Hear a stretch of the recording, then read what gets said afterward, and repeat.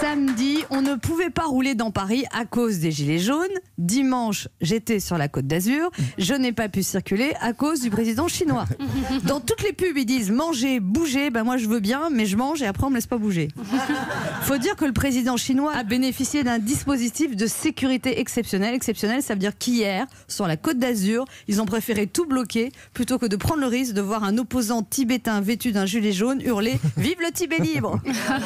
Alors le président chinois a eu la bonne idée de dormir au Negresco. Donc du coup, ils ont interdit totalement la promenade des Anglais à la circulation en voiture, en trottinette, à pied. Ensuite, Emmanuel Macron et madame ont atterri à Nice et les autorités ont fermé l'autoroute dans les deux sens. Donc on ne pouvait pas rouler ni dans Nice, ni à l'extérieur, ni à l'intérieur. J'ai donc passé, moi, une partie de mon dimanche après-midi bloqué sur une route de montagne à attendre que l'autoroute réouvre. Ah, j'ai eu le temps d'admirer le paysage.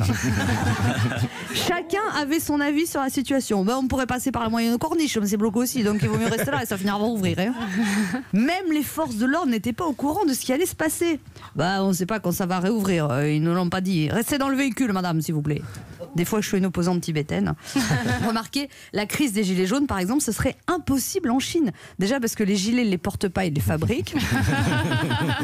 Et puis en Chine, il n'y aurait jamais eu d'acte 19. Ils n'auraient même pas eu d'acte 1. Les Chinois, le seul domaine où ils ont le droit d'être contre, c'est quand ils font de la contrefaçon. D'ailleurs, quand on a dit à Xi Jinping que À qui Xi Jinping, que Christophe Castaner était ministre de l'Intérieur, il paraît qu'il a été très surpris. En Chine, c'est assez rare qu'on demande aux DJ d'assurer le maintien de l'ordre.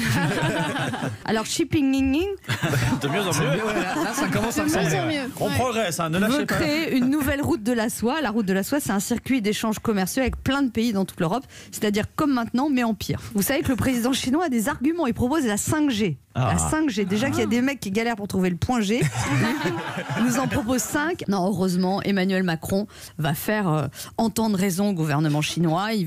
Président chinois, je crois qu'il va lui parler pendant 7 heures d'affilée, sans aucune pause, aucune pause. Et après, je pense qu'Emmanuel Macron se félicitera de cet échange constructif. En fait, il va faire avec le président chinois comme il fait avec nous. C'est ça. 700 millions de Chinois. Emma.